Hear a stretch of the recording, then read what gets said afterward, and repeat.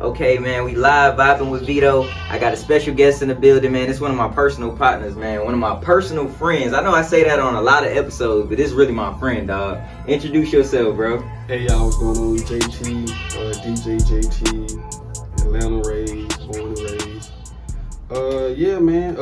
Basically, DJ. Yeah, DJ. I DJ. I do the stuff with the kids and in the schools, non-profit work. And I appreciate all that you do with the nonprofits too. For real. Yeah, man. For real. You know, I try, man. It's something different. For sure. How did you like get into it? Cause like how we grew up, bro, we was strictly in the clubs. That's how I met you. Oh yeah, doing yeah. all the parties, doing, you know, especially over here on the west side, doing all the parties. Your cousin is a DJ Plug. Yeah, right. So also met y'all together and stuff like that. So how did you transition from basically saying, all right, cool, I'm DJing each and every night to, man, I want to do something for the kids of Atlanta, man, the youth? I mean, well, I'm gonna say that I've been like dipping and dabbing like with my mama back in the day. She was like real big on that type of stuff right there. You know what I'm saying? So it kind of like came from that. But okay, I say after, let's say I came up from Prince Hall Mason, right? So I did that like in 21, right? And that's all they do is philanthropy work, you know, a lot of community service work and whatnot. So that kind of like gave me the boost. My bad, can you explain that to like the people that's gonna be watching what a Mason is? Because people see shit on YouTube all day and they probably, you know what I mean? You gotta really break that junk down. I mean, we just servants in a nutshell. For sure. You know what I'm saying? For sure. Just all around good men. You got Easter Stars, you know, it's like the women tier of it, like our sisters and whatnot. Okay. And we just all around good folks, just go around helping. We do a lot of community service work, school, the same stuff that I'm doing. I actually, you know, it's kind of like an extension from that. You know what I'm saying? Because I just want to do something with my little twist on it and whatnot, and also give me a reason to like be in the schools. Like, granted, I know we have stuff that we do within our organization, but like, I just wanted some. With my twist on it, with my story on it, and you know, and that's kind of how the nonprofit with mine came about. And that give you information about that too, though. Not beat around the bush. I know folks won't get for sure. They ain't really got no heart, man. It's just real, just good folks, man. That's dope. That's dope. Again, and I'm glad that you explained that, because a lot of times, bro, people be like YouTube conspiracy theorists. I mean, they get on there, they start, you know what I mean, just start getting consuming a whole bunch of information that's not always valid from different, you know, sources. And so I'm glad that you broke that down. There's a lot of stuff on the internet. So, but the internet, you know, for years though, even before the internet, folks always had a theory of you know what I mean, of what they heard is always what you heard. Facts. Because anybody who done it or who's in it, right? You know. Yeah, for sure. So transitioning from the club to the nonprofit, you said your mom you started kicking it off with your mom and stuff like that. What was your mission? Like, did you always have that in you? Like, man, I want to do something for the youth, man, or was it just something that came to you? Well, like me being in the schools, like, you know, we go do the career days and stuff like that, in the pet rally. So then, me being a native, you know, I know a lot of the teachers in there, so they'll bring me in as I'm going through. I'm kind of like, you know how you see your younger self and whatnot. Facts. And what my little story is on my picture, because I stutter, you know what I'm saying? Folk who know me know I stutter. You know, talk to me long enough, you're like, oh yeah, there's something ain't right about it. You know what I'm saying? Sounds but good. Still, became a DJ, did all of that, toured, and a lot of other stuff. So kind of use that to show them, like, I may not be the biggest whoop, but I'm from where you from, and I ain't struggling. I'm doing something I love to do, which is something I've been doing since, you know what I mean? So that's kind of like how that school stuff go back. It's crazy, man, because since I met you, bro, you've been on a path of just like, you know, as a DJ, just working for yourself, bro. I never heard a story of like JT having like a job. So how did that feel, like doing? I had a job. Okay. I worked for Georgia Power, coming straight out of high school. Okay. I worked for Georgia Power for about 4-5 years, and then you transition. Right, but the radio still, that's a job. So, but it's still like, all right. So when I look at work, right? When you doing something that you love to do, is it really work? You know what I mean? When you really think about it, you know, although you may have a boss, somebody may be telling you like, all right, look, you know what I mean? Like, hey, it's fun. You go on from 2 to 6, but it's like, that's your passion though. You know what I mean? So living in your passion and living in your purpose, is it really work or is it just really fun? You know what I mean? No, I can dig, because Georgia Power was some work. That's what I'm saying. Like, you ain't going to Georgia Power like damn, bro, like you know what I mean? You coming to the radio station like, bro, I'm finna play some fire ass shit. Like, you know what I mean? I'm about to get these folks turned up. You know what I mean? You do this each and every night. So I gotta commend you on that. But how does it feel in terms of like working and being in your purpose, each and every day when you wake up? It's a struggle, only because I'm always like striving to like keep going, like Facts. find a part 2. Facts. The nigga been DJing. I don't know if I'm cursing. I don't know. You good? Yeah. The nigga been DJing since he was little, so it's like right. It taking up teens, 20s, I mean my 30s. You know, that's what I'm transitioning. Like, not saying I'm transitioning out like music, but you know, it's just kind of like what I'm doing right now. Exactly. You know what I mean? You give you a breath of fresh air down on it. You got the extra wind, but you want to keep going. But that being stagnant is like, and you've hit like a lot of your goals. Plateau. Like sometimes you feel like you plateaued. And it's like, all right, let me just boom, boom, boom. And then I come back and, you know, not necessarily that I left because I'm still DJing. Yeah, facts. Yeah, bro. But when you, alright, so in terms of like people that's watching this, in terms of like, alright, when you chasing your dreams and you doing it for a long period of time, like he was saying, you always are gonna feel like, man, it's more to do. Exactly. So I mean, and that's just us being men, and that's just us striving for greatness. Exactly. So you can't really say you plateau. You can really just say like, man, bro, I just want more. So then you just, you know, like what I'm doing here. I never knew I was gonna be interviewing folks. If you would have asked me this years ago, I would have been like, hell nah. Because, like, I used to always have this, like, confliction. It's like, what will people perceive me as if I'm doing this? Would they still look at me as a rapper? Or would they still, you know what I mean? Would they still want to listen to my music and shit like that? But it was like, bro, I always wanted to do a whole bunch of stuff. If you can sit down and talk to me for, like, an hour, I literally got plans. You guys, Nico, I come up with plans every day. And it doesn't always consist of music. It's just like, what can we do to be great, the greatest form of ourselves each and every day? So I commend you again on living in your purpose, being true to who you are, you know what I mean? And also, like, jumping in different lanes, you know what I mean? Yeah, you said one thing, like the biggest dream killer is worry about folk gonna think about you. You just gotta do it. You just did it. You know what I'm saying? Like, for real. Thank you, bro. And then it costs stuff to make, not saying you doing this for the monetary, but for you to have to book stuff and whatnot, folks. Yeah, don't take that for like that. Yeah, facts, bro. Like, I'm actually having fun though. Like, we threw a show a couple of months ago with Cap G, the Veto show, and it was like, what can we do to make this show different and promote it versus, all right, I'm out here passing out flyers like old school, putting shit on cars, like, you know, stuff like that, or just seeing it on social media. What can I do to make this show the biggest show? So I was like, bro, I'm about to just start interviewing folks. And then I started liking that shit. Like, I'm like, oh shit, this shit easy. I can edit this shit, bro. Like, bro, I never edited nothing in my life, like no videos and no type shit. So me doing this and like taking 30 minutes to an hour to do that, I was like, bro, I was proud of myself. Like, damn, I'm hands-on with this shit. I asked you something about the show. How was it for you doing a show like that? I mean, you done a show before, but like your own show.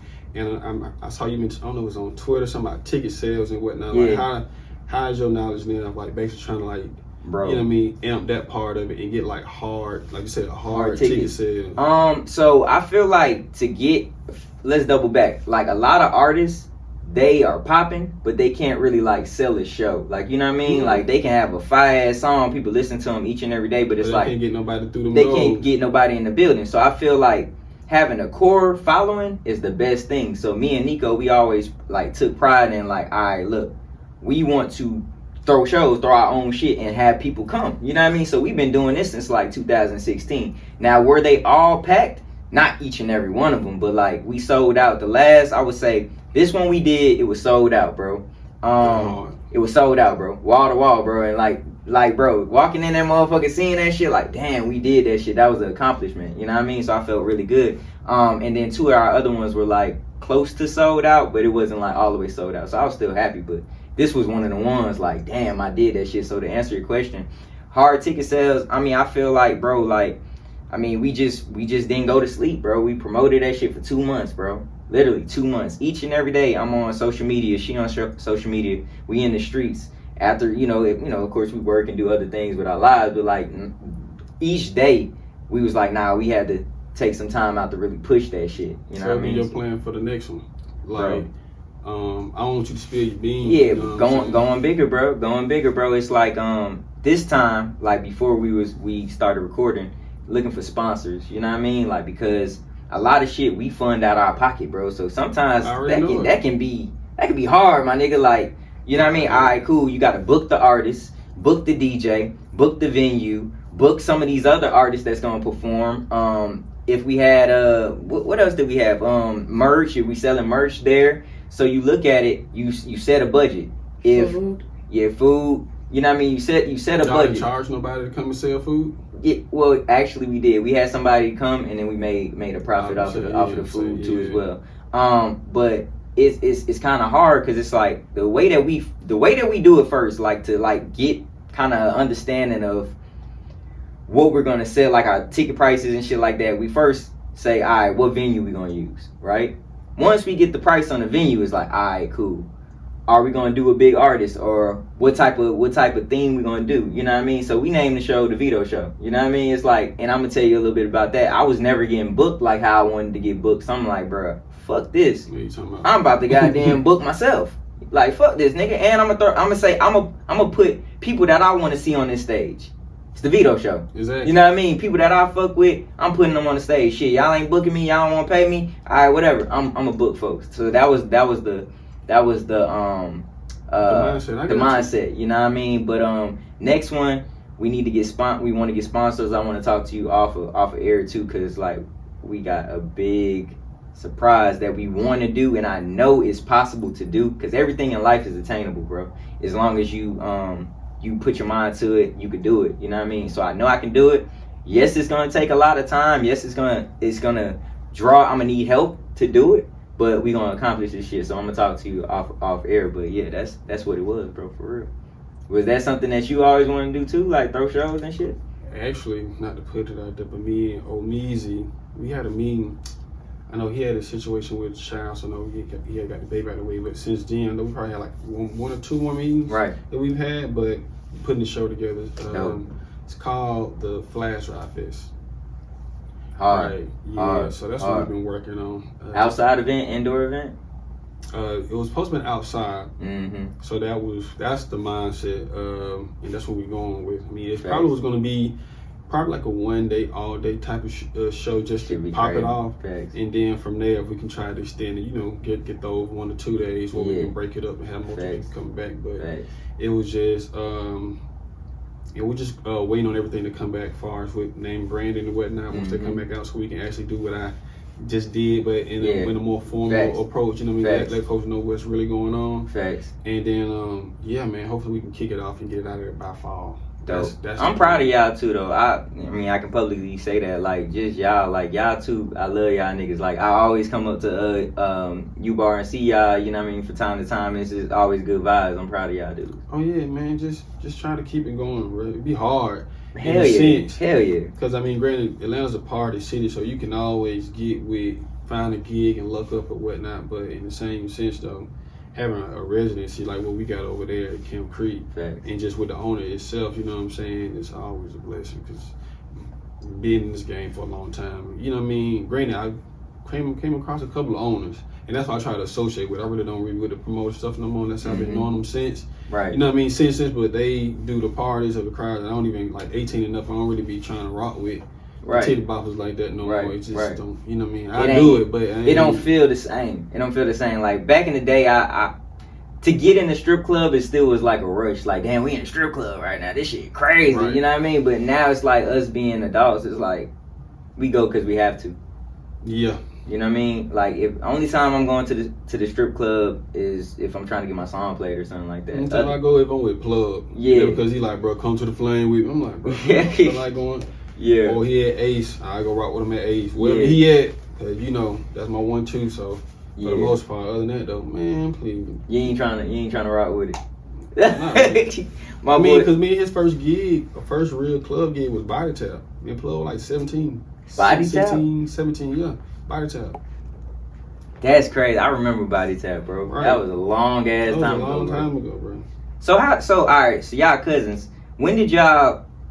Okay, what was y'all mind frame when it was like, all right, we finna DJ? What made y'all want to DJ? He was already DJing and making beats. Well, he was making beats, but his name's DJ Plug. But he really wasn't DJing like that. He was just making beats. He didn't start DJing and whatnot. Me, what I was doing, I really don't know what I was doing at the time. I was working at a retirement home down by Philp Plaza.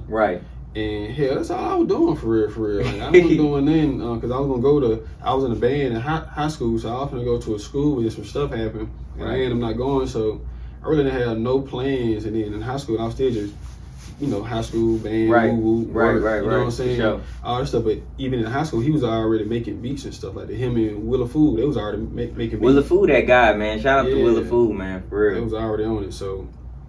Y'all all went to Dub? Yeah. Okay. All went to West Dub. Side, West Side boys. Came out 07. Y'all played any sports?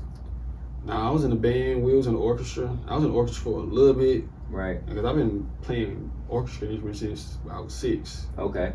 What instrument? Oh, the cello. Okay. My boy played the cello.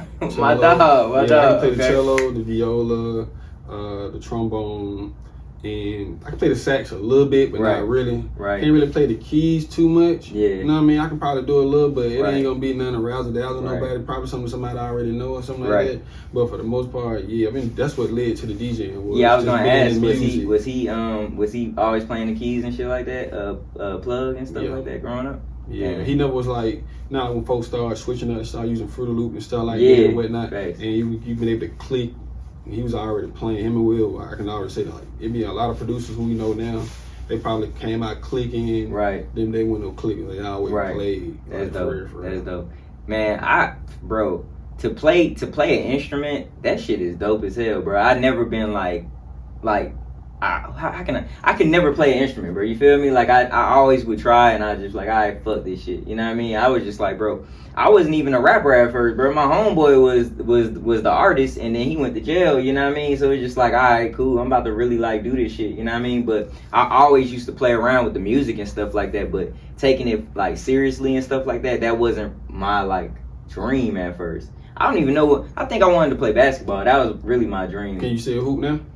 I'm alright. I ain't like 5. Like, nah, I ain't 5. Like, nah, it's like, bro, like back in the day, like, you know what I mean? Like 8th grade, 7th grade, 9th grade, shit like that. Like basketball was my love. Like, you know, Allen Iverson, people like that. You know what I mean? It's like, bro, Jason Kidd is like, I was always short. It's like, bro, I'm gonna be a point guard. You know what I mean? A point guard that can really shoot that motherfucker. Right. So like, when I went to Emmett Middle School, I played for a little bit at Emmett. Then when I got to high school, I started fucking up with my grades and shit like that. So I was like, man, it's over with. Yeah, I gotta get my grades right. You know what I mean? I was always on that school shit, bro. Like, man, fuck that. I went to Grady. Before I let my grades drop, man, I cut everything off. Fuck it. You know what I mean? I just wanted to, you know, strive. Because my brother and my sister, they used to just like not have to study and get like honor roll and shit.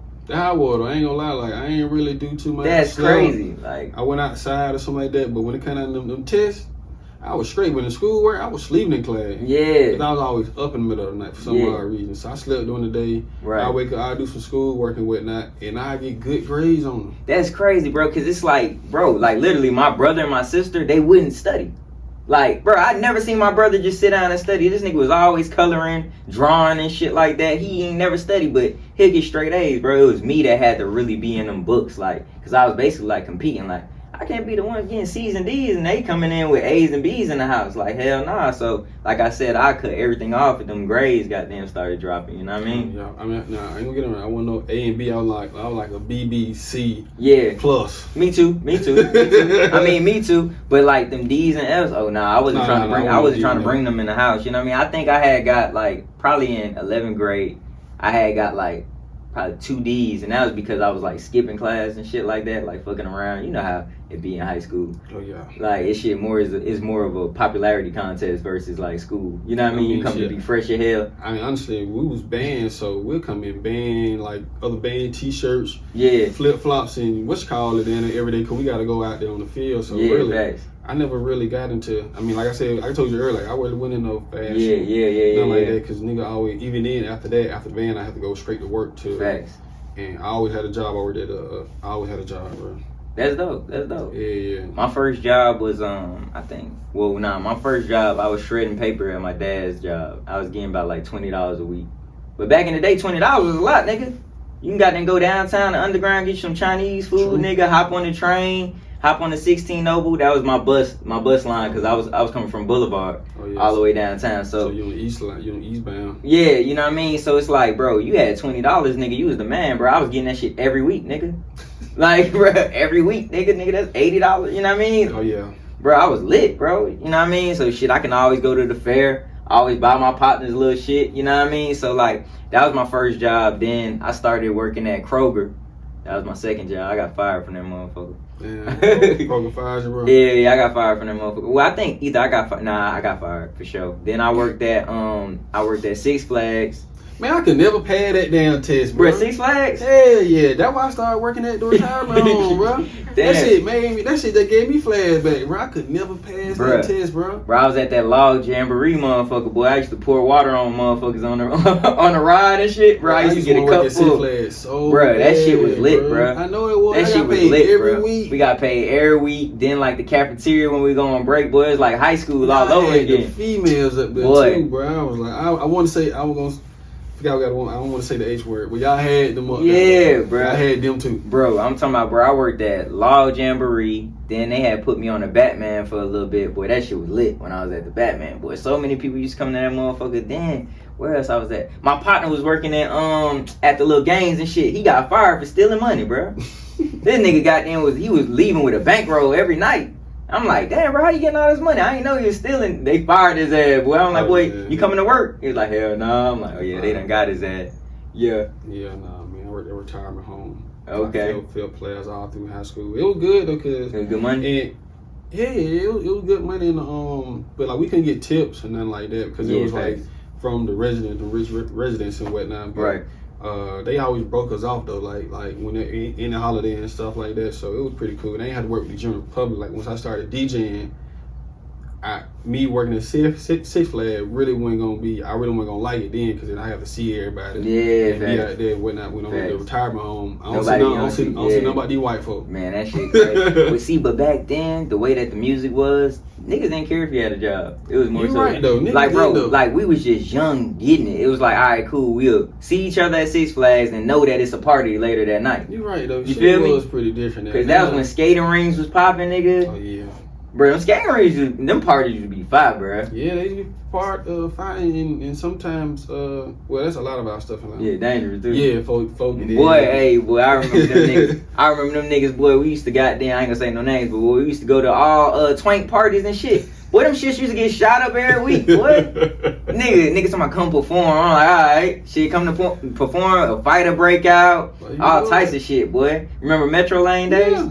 That's why when folk be like, it's not normal for us to be used to like stuff like that, but when I be going to the place and going out and folks like, oh my God, I'm like, I'm looking at it in real time, but I'm making my move, but I'm not tripping out how y'all are. Yeah, facts, because we used to this shit. Yeah, like you can see somebody right there. I'm like, okay, I just know I need to go this way because he's clearly pointing a gun over there. Facts. Facts. And he's not even looking. He's actually running away while he's doing it. So you need to go that way, man. Yeah. Man, I remember, boy, I had parked right in the middle of the crossfire, boy. I was coming out, boy. I was literally about to walk to my car, boy. Shots just started firing, boy. But they wasn't shooting at me. They was shooting around my car, though. So I'm like, okay, I'm just not gonna go to the car, my nigga. I'm gonna go back inside, bro. But shit, nigga, everybody was coming out. So I'm like, damn, shit, what I'm gonna do? I can't go to my car. So shit, I had ran all the way down the street, boy.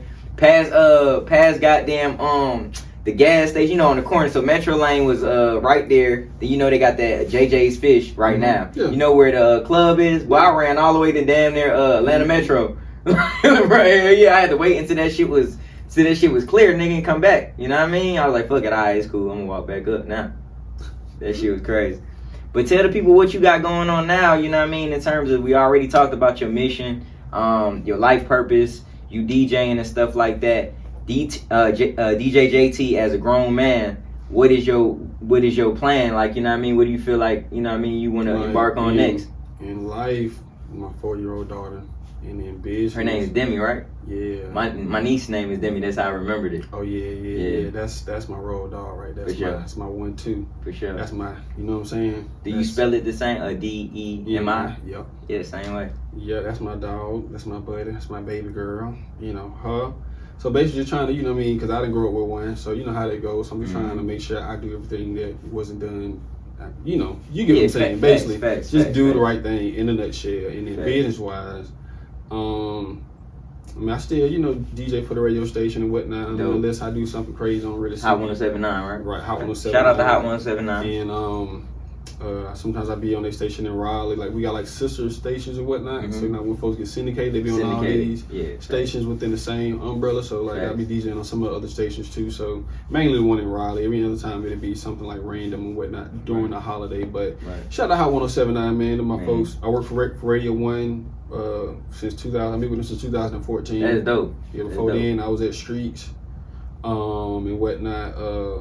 That's why I started off at Streets. Shout out to Solo, shout out to Jerry, shout out to Keenan, shout out J Tech, even though he at V, but you know. Shout out J Tech too. Yeah, shout out J Tech. Sure. But I got a home health agency, man, so I be back like basically like that's what I'm saying, like, bruh. I mean, your mind on totally different. Come on, man. I can't keep playing. My 40's gonna be looking. It got to. 40's gonna be lit. Gonna be looking way different. Granted, I ain't even at 35 yet. But, facts. You know what I'm saying? That's what I'm saying. Yeah, facts. Yeah, you still young. You still young. I'm just looking around. We still young. You know what I mean? But at the same time, it's like it's good to prepare for the future. Yeah. And also still live in the moment too as well. So the good thing that you facts. It's a good thing that you're still living, enjoying like yourself, but your mind frame is still like, okay, I wanna exceed. You know what I mean? A lot of times people get stagnant. Stagnant is probably like, boy, I've seen a lot of people go up and then have a downward spiral. You know what I mean? So it's I mean, stagnation is crazy. If you ain't got no plans, like some people don't mind, and honestly, I mean, I'm really one of them type of people too. Like I don't mind working. Like if I was like in a place in my life where I work an overnight job and whatnot. Granted, I'm always going to strive for more. So even doing that, I want to try to do something because I've always been like that. You know what I'm saying? Never like I always been boxed into doing one thing. You know what I'm saying? I always did some on the side. Facts. Always been two jobs, never one really. So yeah, man, the pivot like what you doing with the shows and all that, just not trying to be like putting all your egg right in one basket. Like that shit's scary for a grown man. Facts. Trying to have nobody like you. Like granted, you probably got family you can call, but as a man, you really want to try to hold it down. Like you know what I mean? Granted, you gonna want some help. You gonna need some help. You can't really do it. But in a nutshell, though, when it comes down to it, you really want to try to stand on your own 10. Facts. So that's what it's all about, bro. The home health, and I got the after school program out there in Gwinnett. Lit. Right. I'm supposed to be in smoke school, just pray, but I'm out there in Chanelville cluster. And that's straight. So between them two, right, that's the only thing I'm doing outside of the music. Really with the music, like told you with old music got going on. My boy. Right, and outside of that, man, I mean, just DJing. I mean, you know, that's what I've been doing. I love DJing. I tried to stop, man. I woke up in the middle of the night, like pooking, man, sweating, man. You know, stretching. That's how you know. That's how you know. Like take a shot, and I had to go DJ. I had to hear the music, man. That music is a mug, man. Music is universal. It's universal for the spirit too, you know what I mean? So it's like, bro, like just on a whole nother level, you know what I mean? We need music, you know what I mean? Like we are all energy based, you feel me? We need music, you know what I mean? Big facts. You know what I mean? But bro, I appreciate you taking the time out your day to come rock with your boy. You know what I mean? We vibing with Veto. Vibing with Veto, man. Congratulations too. Man, thank you, bro. Tell the people where they can find you, man. Oh yeah, man, y'all can find me at Instagram, GOJAYT, my nonprofit BAM program, BAMprogram.org. On Instagram, same thing, BAM program, BAM program. And again, JTG, that's my name, Go JT, on Instagram. If you need me for anything nonprofit wise, just let me know, bro. Man, we're gonna get you right so it can mean something for both of us. Like with your program and mine, if we can just do a collaborative effort, you know what I'm saying? Yeah. And I'm gonna holler at you too, just to help me get started with that shit too. But that's easy. That's Love, bro. Love, bro. Yes, sir. Hey man, it's another episode with Vibin with Veto. DJ JT came through. We gone.